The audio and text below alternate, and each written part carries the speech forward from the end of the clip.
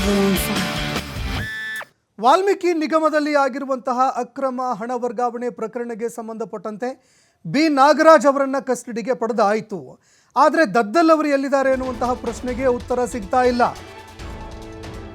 ವಾಲ್ಮೀಕಿ ನಿಗಮದ ಹಗರಣ ಪ್ರಕರಣದಲ್ಲಿ ತನಿಖೆ ತೀವ್ರಗೊಳ್ತಾ ಇದೆ.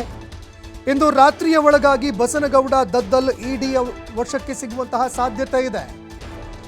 ರಾತ್ರಿಯ ಒಳಗಾಗಿ ಬಸನಗೌಡ ದದ್ದಲ್ ಅವರನ್ನ ಇಡಿ ಅಧಿಕಾರಿಗಳು ವಶಕ್ಕೆ ಪಡೆದುಕೊಳ್ಳುವಂತಹ ಸಾಧ್ಯತೆ ಇದೆ. ಇನ್ನು ಎಸ್ಐಟಿ ಅಧಿಕಾರಿಗಳ ವಿಚಾರಣೆಗೆ ಹಾಜರಾಗಿದ್ರು. ಆದರೆ ಎಸ್ಐಟಿ ಅಧಿಕಾರಿಗಳ ಬಳಿಯಲ್ಲಿ ವಿಚಾರಣೆಗೆ ಹಾಜರಾಗಿ ಎಲ್ಲಿ ನಾಪತ್ತೆಯಾಗಿದ್ದಾರೆ ಎನ್ನುವಂಥದ್ದೇ ಗೊತ್ತಾಗ್ತಾ ಇಲ್ಲ. ಇಡಿ ಅಧಿಕಾರಿಗಳ ಕೈಗೆ ಸಿಗದೆ ಅವರು ನಾಪತ್ತೆಯಾಗಿದ್ದಾರೆ. ಈಗಾಗಲೇ ಬೆಂಗಳೂರು ರಾಯಚೂರಿನಲ್ಲಿ ದದ್ದಲ್ಗಾಗಿ ಇಡಿ ಹುಡುಕಾಟವನ್ನು ನಡೆಸ್ತಾ ಇದೆ. ಸದ್ಯ ಬಸನಗೌಡ ದದ್ದಲ್ ಅವರು ಎಲ್ಲಿದ್ದಾರೆ, ಈ ಸುಳಿವು ಪತ್ತೆ ಹಚ್ಚಿದ್ದಾರೆ ಇಡಿ ಅಧಿಕಾರಿಗಳು. ಅವರು ಎಲ್ಲಿದ್ದಾರೆ, ಏನು ಮಾಡ್ತಾ ಇದ್ದಾರೆ ಎನ್ನುವಂತಹ ಒಂದು ಸುಳಿವು ಕೂಡ ಸಿಕ್ಕಿದೆ. ಈ ಹಿನ್ನೆಲೆಯಲ್ಲಿ ಶಾಸಕರನ್ನ ವಶಕ್ಕೆ ಪಡೆದು ಬೆಂಗಳೂರಿನ ಕಚೇರಿಗೆ ಕರೆತರುವಂತಹ ಸಾಧ್ಯತೆ ಕೂಡ ಇದೆ. ಈಗಾಗಲೇ ಅವರು ಎಲ್ಲಿದ್ದಾರೆ ಅನ್ನುವಂತಹ ಮಾಹಿತಿ ಕೂಡ ಲಭ್ಯವಾಗಿದೆ ಅಂತ ಗೊತ್ತಾಗಿದೆ. ಹೀಗಾಗಿ ಶಾಸಕರನ್ನ ವಶಕ್ಕೆ ಪಡೆದುಕೊಂಡು ಬೆಂಗಳೂರಿನ ಕಚೇರಿಗೆ ಕರೆತರುವಂತಹ ಸಾಧ್ಯತೆ. ಇನ್ನು ಬಸನಗೌಡ ದದ್ದಲ್ ಅವರನ್ನ ಕರೆತಂದು ನಾಗೇಂದ್ರ ಅವರೊಟ್ಟಿಗೆ ಮುಖಾಮುಖಿ ವಿಚಾರಣೆ ಮಾಡುವಂತಹ ಸಾಧ್ಯತೆ ಕೂಡ ಇದೆ.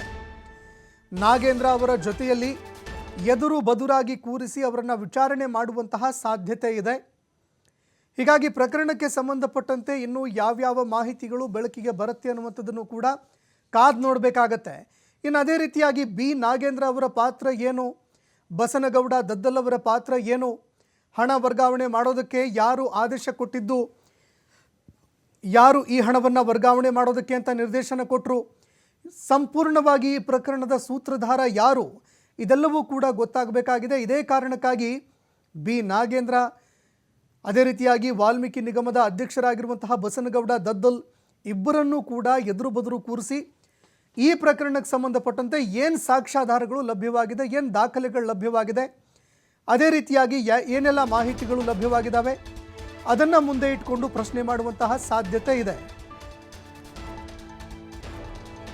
ಈ ಬಗ್ಗೆ ಮತ್ತಷ್ಟು ಮಾಹಿತಿ ಕೊಡ್ತಾ ಹೋಗ್ತಾರೆ ಪ್ರತಿನಿಧಿ ಸಂತೋಷ್ ಪಟೇಲ್ ಫೋನ್ ಸಂಪರ್ಕದಲ್ಲಿ ಜಾಯ್ನ್ ಆಗಿದ್ದಾರೆ. ಸಂತೋಷ್, ಬಿ ನಾಗೇಂದ್ರ ಅವರನ್ನ ವಶಕ್ಕೆ ಪಡೆದಾಯಿತು, ವಿಚಾರಣೆ ಕೂಡ ನಡೀತಾ ಇದೆ. ಈ ನಡುವೆ ಬಸನಗೌಡ ದದ್ದಲ್ ಅವರು ಎಲ್ಲಿದ್ದಾರೆ ಅನ್ನುವಂಥದ್ದು ಈವರೆಗೂ ಕೂಡ ಗೊತ್ತಾಗಲಿಲ್ಲ. ಇದೀಗ ಅಧಿಕಾರಿಗಳು ಅವರು ಸುಳಿವು ಪತ್ತೆ ಹಚ್ಚಿದ್ದಾರೆ ಎನ್ನುವಂತಹ ಮಾಹಿತಿ ಲಭ್ಯವಾಗ್ತಾ ಇದೆ. ಅವರೇ ಹಾಜರಾಗ್ತಾರಾ ಅಥವಾ ಅಧಿಕಾರಿಗಳೇ ಅವರನ್ನ ಪತ್ತೆ ಹಚ್ಚಿ ವಶಕ್ಕೆ ಪಡೆಯುವಂತಹ ಸಾಧ್ಯತೆ ಇದೆಯಾ ಅಂತ?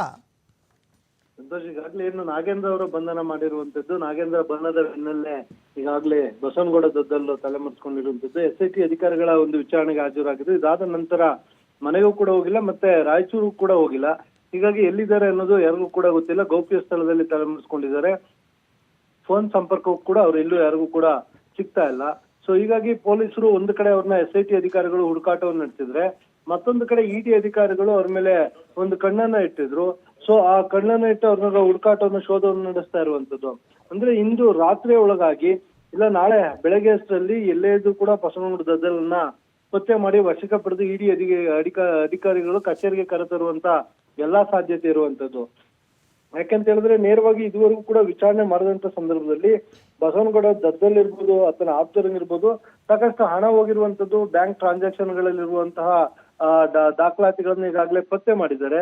ಸೊ ಅದನ್ನ ಆಧಾರವಾಗಿ ಇಟ್ಕೊಂಡು ಇವ್ರನ್ನ ವಿಚಾರಣೆಯನ್ನ ಮಾಡಬೇಕಾಗುತ್ತೆ. ಅದ್ರ ಜೊತೆಗೆ ಈಗ ನಾಗೇಂದ್ರ ಬಂಧನ ಆಗಿರೋದ್ರಿಂದ ನಿಗಮದ ಅಧ್ಯಕ್ಷ ದದ್ದಲ್, ಹೀಗಾಗಿ ಅವ್ರಿಗೆ ಅಲ್ಲಿ ಯಾವುದೇ ವ್ಯವಹಾರ ನಡೆದಿದ್ರು ಕೂಡ ಸಂಪೂರ್ಣ ಮಾಹಿತಿ ಅವ್ರಿಗಿರುತ್ತೆ. ಅವರ ಸೂಚನೆ ಇಲ್ಲದೇ ಯಾವುದೇ ರೀತಿಯ ವ್ಯವಹಾರಗಳು ನಡೆಯಲಿಕ್ಕೆ ಸಾಧ್ಯ ಇಲ್ಲ ಅನ್ನೋದು ಒಂದು ಕಡೆ ಇರುವಂತ ಆರೋಪ.